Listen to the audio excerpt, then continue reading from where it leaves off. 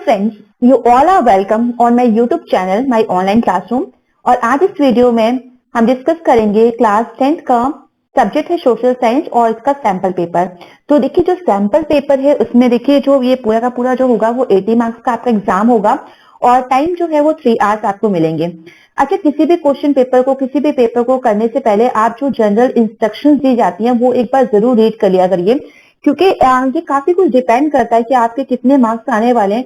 क्योंकि आप फाइनली तो आप अपने तरीके से आंसर्स लिखेंगे, बट जो जनरल इंस्ट्रक्शंस दी गई हैं वो भी एक बार देख लेना चाहिए। तो देखिए अगर जनरल इंस्ट्रक्शंस की बात करें तो देखिए सारे के सारे जो क्वेश्चंस हैं वो बिल्कुल कंपलसरी हैं। आपका जो क्वेश्चन पेपर है वो 4 सेक्शंस में डिवाइडेड है। फर्स्ट है आपका सेक्शन ए, जहां पे आपको वेरी शॉर्ट टाइप क्वेश्चंस मिलेंगे। ये क्वेश्चंस जो होते हैं ये 1 मार्क के क्वेश्चंस हैं आपके, ठीक है। और इस सेक्शन में आपको 20 क्वेश्चंस मिलेंगे फ्रॉम 1 to 20, ठीक है। तो और ये सारे सारे 1 मार्क्स के होंगे। तो यहाँ पे भी देखिए पैटर्न अलग होगा, कुछ एमसीक्यू टाइप के होंगे, कुछ एफआईबी टाइप के होंगे, ट्रू फॉल्स भी हो सकते हैं और सिंगल लाइन वाले जो आंसर्स हैं जो क्वेश्चंस होते हैं उस टाइप की भी हो सकते हैं। अब आते हैं हम सेक्शन बी पे। तो देखिए सेक्शन बी जो है वो है शॉर्ट आंसर टाइप क्वेश्चन। अच्छा, शॉर्ट आंसर टाइप क्वेश्चंस में भी देखिए ये जो सेक्शन है ये आपका कंप्राइज करेगा 8 क्वेश्चंस यहाँ पे होंगे और ये क्वेश्चंस होंगे क्वेश्चन नंबर 21 से 28 तक और ये क्वेश्चन होंगे 3 मार्क्स के, ठीक है। तो हर एक क्वेश्चन का 3 मार्क आपको मिल जाएगा यहाँ पे। और यहाँ पे एक चीज जो आपको ध्यान रखना है वो है 80 वर्ड्स में आपको अपना आंसर लिखना है। देखिए 1 मार्क क्वेश्चन जो है वो बिल्कुल एमसीक्यू है। तो आप क्या कर सकते हैं, आप देखिए टिक कर सकते हैं, आप जो करेक्ट आंसर है वो बस एक वर्ड में लिख सकते हैं या फिर एक सेंटेंस में, ठीक है। 1 या 2 लाइन में ये आंसर को आपको फिनिश करना है। तो इससे आपका टाइम भी काफी कुछ सेव होगा, क्योंकि यहाँ पे किसी तरह की आप पे लिमिटेशन नहीं लगाई जा रही है कि आपको ये आंसर कितने वर्ड में लिखना है। और जाहिर सी बात है कि अगर 1 मार्क का क्वेश्चन है तो आप उसके हिसाब से लिखिएगा। तो ये सारी चीजें पढ़नी और ध्यान में रखनी इसलिए जरूरी है ताकि आप जो अपना टाइम है जहां पे आपको ज्यादा स्कोरिंग क्वेश्चन हैं जैसे कि 3 मार्क के 5 मार्क्स के, तो वहां पे आप टाइम सेव करके रखिए। तो याद रखिएगा कि आपका क्वेश्चन जो है 80 वर्ड्स का हो, ठीक है। इससे ज्यादा हो जाए कोई बात नहीं, पर इससे कम ना हो, लगभग 75 to 80 आप इतना लिखिएगा। फिर आते हैं सेक्शन सी पे। तो ये है लॉन्ग आंसर टाइप क्वेश्चंस और यहाँ पे जो है आपके जो टोटल क्वेश्चंस होंगे, ठीक है। तो देखिए यहाँ पे जो क्वेश्चंस हैं वो है 6 क्वेश्चंस होंगे और ये क्वेश्चन होंगे आपके सीरियल नंबर 29 से 34 के, ठीक है। और ये होंगे आपके 5 मार्क्स ईच, ठीक है। हर एक क्वेश्चन आपका 5 मार्क्स का होगा। अच्छा, यहाँ पे देखिए बच्चों आपको जो कितने वर्ड्स में आंसर लिखना है, तो आपको लिखना है ये 120 वर्ड्स में, ठीक है। तो 120 वर्ड्स यहाँ पे दिया गया है, जैसे मैंने 80 वर्ड्स का बताया था वैसे आप यहाँ रखिएगा, याद रखिएगा 120 वर्ड्स का ये होगा। अच्छा, यहाँ पे आप देखिए जो क्वेश्चन नेक्स्ट क्वेश्चन जो आ रहा है जो फॉर्मेट में है तो वो है मैप बेस्ड क्वेश्चन है, ये मैप बेस्ड क्वेश्चन। और यहाँ पे देखिए क्वेश्चन नंबर जो 35 है वो 6 मार्क्स का है और इसमें 2 पार्ट्स हैं, ठीक है। 2 पार्ट्स देखिए, जो हिस्ट्री है जो 35 का ए पार्ट है हिस्ट्री, वो कैरी करता है 2 मार्क्स, ठीक है। तो यहाँ से आपके हिस्ट्री के जो क्वेश्चन आएंगे वो आएंगे 2 मार्क्स के। और जो बी वाला है वो है ज्योग्राफी, तो इट मीन्स 4 मार्क्स का आपका आएगा ज्योग्राफी से। तो चलिए, आई होप यहाँ तक आपको क्लियर हो गया होगा काफी कुछ आपके क्वेश्चन पेपर के बारे में। अब स्टार्ट करते हैं, देखिए कौन कौन से क्वेश्चन हैं और किस तरह से। इसमें देखिए हिस्ट्री है, सिविक्स है, ज्योग्राफी है, इको है आपका। तो 20 मार्क्स ईच का पूरा क्वेश्चन पेपर का पैटर्न बनता है। तो देखिए क्वेश्चन नंबर 1 जो है वो है व्हाट इज मीन्ड बाय बेगार, ठीक है। तो बेगार क्या था, ठीक है, तो इसको आपको बताना है। इसके बाद देखिए which act did not permit plantation workers to leave the tea gardens without permission, ठीक है। ऐसा कौन सा एक्ट था जो ब्रिटिशर्स ने पास किया था जिसके अकॉर्डिंग प्लांटेशन वर्कर्स जो थे वो अपने टी गार्डन्स को छोड़ के नहीं जा सकते थे without the permission of the britishers. फिर इसके बाद है in which Indian National Congress session the idea of Khilafat non cooperation movement was accepted, ठीक है। ऐसा कौन सा इंडियन नेशनल कांग्रेस का सेशन था जहां पे खिलाफत और जो नॉन कॉपरेशन मूवमेंट था इसका जो आइडिया था, ठीक है, इसको एक्सेप्ट किया गया था। फिर है power share among different organs of government is called, ठीक है। तो ऐसा कौन सा फॉर्म ऑफ पावर शेयरिंग है जिसमें हम डिफरेंट ऑर्गन्स ऑफ गवर्नमेंट में जो पावर को शेयर करते हैं तो इसको हम क्या बोलते हैं, ठीक है। फिर इसके बाद है which city was chosen as the headquarters of the European Union, ठीक है। तो यूरोपियन यूनियन का हेडक्वार्टर किस सिटी को चूज किया जाता है, किसको चुना गया था, वो आपको उस सिटी का नाम लिखना है। फिर है in India the dash government has more power, ठीक है। तो इंडिया में जो गवर्नमेंट होती है, सेंट्रल होती है, स्टेट होती है, लोकल होती है, तो आपको बताना है कि कौन से गवर्नमेंट के पास ज्यादा पावर है। क्वेश्चन नंबर 7 है in which of the following state is black soil found, ठीक है, इनमें से कौन सा ऐसा स्टेट है जिसमें ब्लैक सॉइल फाउंड होती है। क्वेश्चन नंबर 8 है which of the following is announced by the government in support of a crop, ठीक है, तो जो गवर्नमेंट के थ्रू किसी भी फसल को, ठीक है, सपोर्ट करने के लिए जो गवर्नमेंट है कुछ अनाउंस करती है, तो वो आपको बताना है वो क्या टर्म है, ठीक है, क्या वो एमएसपी है, क्या वो एमएनपी है, क्या वो एमएमपी है, या फिर वो एमआरपी है, ठीक है, तो आपके अकॉर्डिंग जो आपने पढ़ा होगा तो वो आपका यहाँ पे करेक्ट आंसर बनता है। क्वेश्चन नंबर 9 है which of the following industries manufactures telephones computers etcetera, ठीक है, तो इनमें से कौन सी ऐसी एक इंडस्ट्री है जो टेलीफोन्स कंप्यूटर्स वगैरह बनाती है। तो देखिए ऑप्शंस क्या है, ऑप्शन ए है स्टील, बी है इलेक्ट्रॉनिक्स, सी है एल्यूमिनियम और डी जो है वो आईटी, ठीक है, तो आपको बताना है कि कौन सी इंडस्ट्री हो सकती है इसमें से जो इसको बनाती है। क्वेश्चन नंबर 10 है eight which session of Congress was the resolution of पूर्ण स्वराज adopted, ठीक है, तो ऐसा कांग्रेस का कौन सा सेशन था जिसमें जो पूर्ण स्वराज का जो रेजोल्यूशन था वो अडॉप्ट किया गया था। क्वेश्चन नंबर 11 है which of the following neighbouring countries has better performance in terms of human development than India, तो ऐसी कौन सी एक नेबरिंग कंट्री है, ठीक है, जिसकी बेटर परफॉर्मेंस है in terms of human development than India. तो देखिए यहाँ पे ऑप्शंस में दे देती हूँ आपको, तो इससे आपको काफी हद तक समझ में आ जाएगा। तो आप देखिए कह सकते हैं हम कोई भी कंट्री हो, जैसे भूटान ले लीजिए, ठीक है, इसके बाद आप चाहे तो फिर आप श्रीलंका, तो श्रीलंका जो है वो आप सोच सकते हैं कि अगर बुक में आपने पढ़ा होगा श्रीलंका के बारे में तो आपको ये भी क्लियर हो जाएगा कि जो श्रीलंका है वो है कि नहीं है, या फिर भूटान है, या फिर नेपाल है, या फिर पाकिस्तान है, ठीक है, तो इस तरह से आपको काफी सारी चीजें जो है वो आ जाएंगी और आप जान लोगे कि अगर आपने अच्छे से पढ़ा होगा बुक में, ठीक है ना, क्योंकि ये कॉन्सेप्ट बुक में दिया गया है और आपको याद होगा ये चैप्टर कौन सा है जहाँ पे ये चीज दी हुई है।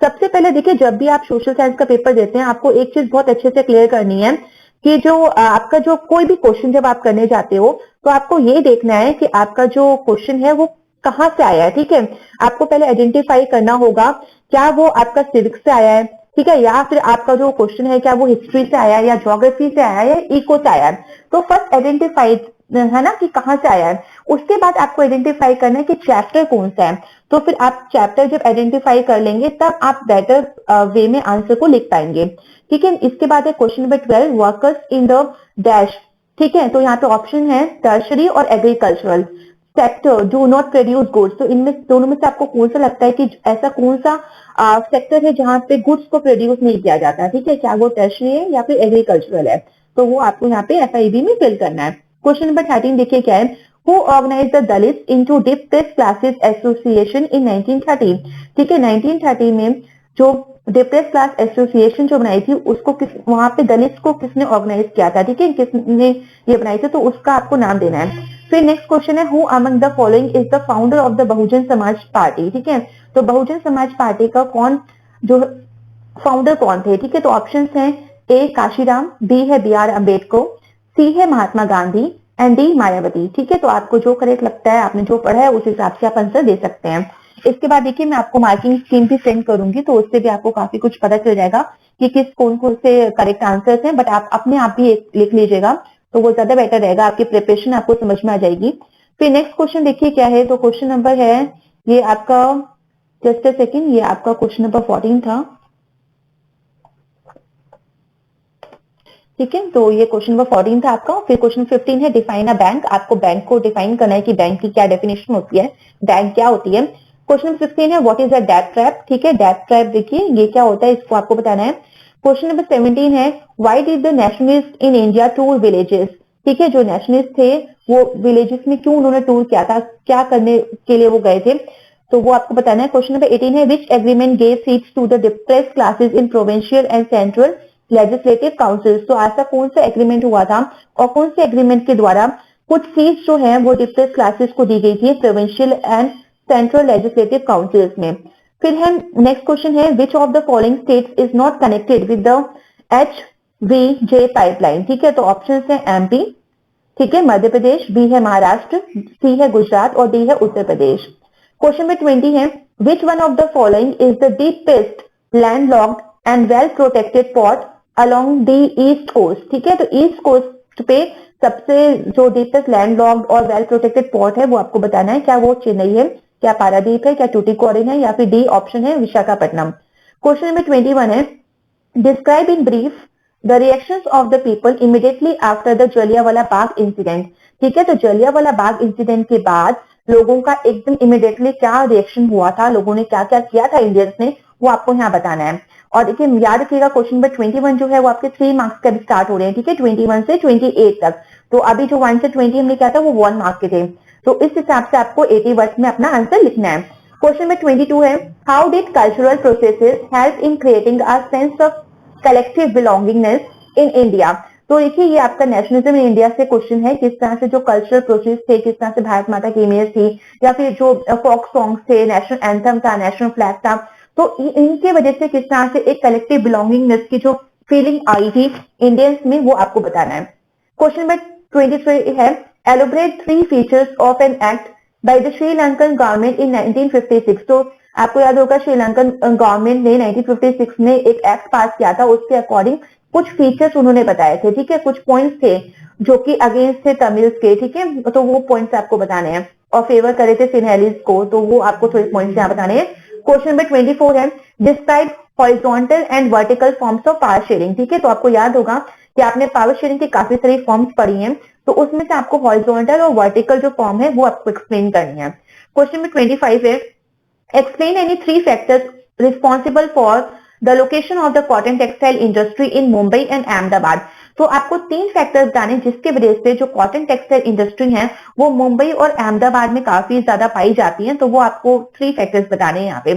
और क्वेश्चन में 26 है, compare primitive and commercial farming. तो देखिए ये आपका एग्रीकल्चर चैप्टर से क्वेश्चन है, आपको प्रिमिटिव और कमर्शियल फार्मिंग को एक्सप्लेन करना है। ठीक है, कंपेयर करना है, डिफरेंस कर सकते हो आप इसको। क्वेश्चन नंबर 27 है, describe any 3 work of reserve bank of India. तो देखिए आपको 3 काम बताने रिजर्व बैंक ऑफ इंडिया के, और ये याद रखिएगा ऐसे तो बहुत जनरल, क्योंकि सोशल साइंस बहुत जनरल सब्जेक्ट भी है, तो आप जनरल भी इसका आंसर ले सकते हैं, बट आपको कनेक्ट करना है कि आपके बुक में ये कौन से चैप्टर से है। ठीक है, तो ये देखिए आपका एको का चैप्टर मनी एंड क्रेडिट, वहां से आपका क्वेश्चन है, तो उसके अकॉर्डिंग उसके सेंस में आपको रिजर्व बैंक ऑफ इंडिया का आंसर लिखना है। इसमें आपका सुपरविजन वाला, ठीक है, किस तरह से आरबीआई सुपरवाइज करती है फॉर्मल सेक्टर को, तो वो आपको यहाँ लिखना है।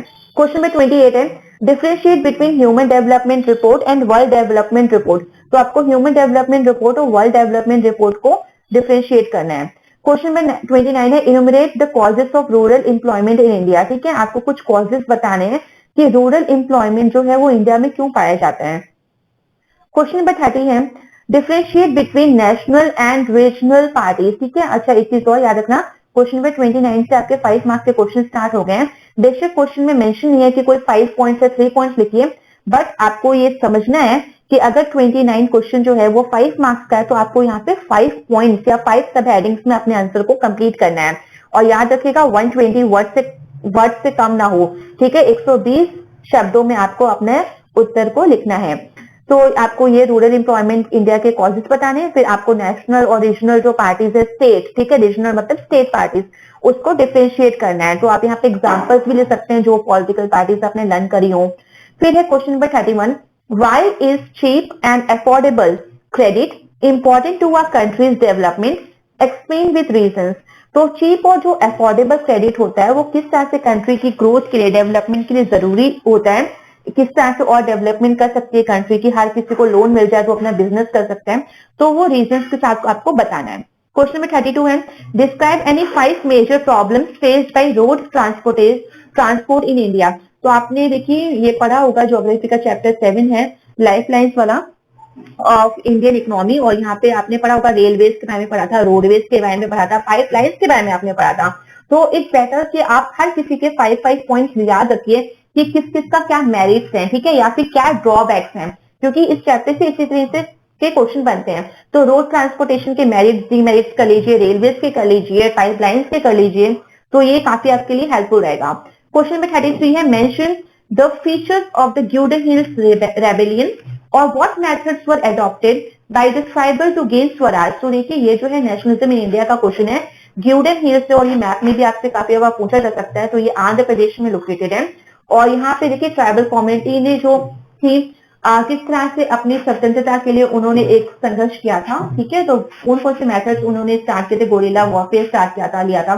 तो वो आपको यहाँ पे लिखना है। क्वेश्चन नंबर 34 है, examine the language policy of India as an important aspect of our constitution. ठीक है, तो ये देखिए लैंग्वेज पॉलिसी ऑफ इंडिया के बारे में आपको बताना है, किस तरह की लैंग्वेज पॉलिसी है और इससे क्या फायदे होते हैं, क्या नुकसान है, तो वो कुछ आप एक्सप्लेन कर सकते हैं यहाँ पे। फिर देखिए क्वेश्चन नंबर 35 है, ये आपका मैथ बेस्ड क्वेश्चन है और ए पार्ट में देखिए हिस्ट्री का है, 2 मार्क्स क्वेश्चन है। फर्स्ट है place where INC session held in सितंबर 1920। ठीक है, तो आईएनसी सेशन कहाँ पे हेल्ड हुआ था, सितंबर 1920 में, वो आपको बताना है। फिर है place where the peasant satyagraha was organised in 1917। तो 1917 में कौन सी जगह पे पीजेंट सत्याग्रह ऑर्गेनाइज हुआ था वो बताना है। फिर आते हैं ज्योग्राफी के मैप में, तो देखिए सी पोर्ट कौन सा गोवा में है, एक सी पोर्ट वो आपको बताना है। फिर है एक आयरन और स्टील प्लांट आपको बताना है झारखंड में। फिर है सॉफ्टवेयर टेक्नोलॉजिकल पार्क इन तेलंगाना, वो आपको बताना है और साथ ही आपको मैप में लोकेट भी करना है। फिर है एक एयरपोर्ट इन वेस्ट बंगाल, तो आपको एयरपोर्ट लोकेट करना है। और देखिए जब भी आप मैप करते हैं तो आप एक पर्टिकुलर सिंबल लीजिए, ठीक है, हर किसी के सी पोर्ट के लिए अलग सिंबल लीजिए, आयरन स्टील प्लांट को लोकेट करने के लिए अलग सिंबल लीजिए। सिंबल के बाद देखिए उस जगह का नाम लिखिए, उस स्टेट का कौन सा अगर सी पोर्ट है उसका नाम लिखिए और साथ ही कहाँ पे है, ठीक है, गोवा में है तो उसको गोवा को लोकेट भी करिए, ठीक है, एरो करके। तो इस तरह से जब आप मैच करते हैं तो आपको फुल मार्क्स मिलते हैं। तो आई होप ये जो सैंपल पेपर है और जो वीडियो है आपके लिए काफी हेल्पफुल रहेगी आपके एग्जाम टाइम के लिए, आपकी प्रिपरेशन, आप चेक कर सकते हैं आपको कितने आंसर आते हैं। साथ ही मैं आपको मार्किंग स्कीम भी सेंड करूंगी जिससे काफी कुछ आपको समझ में आ जाएगा। तो thank you everyone and please like share subscribe this channel for more updates.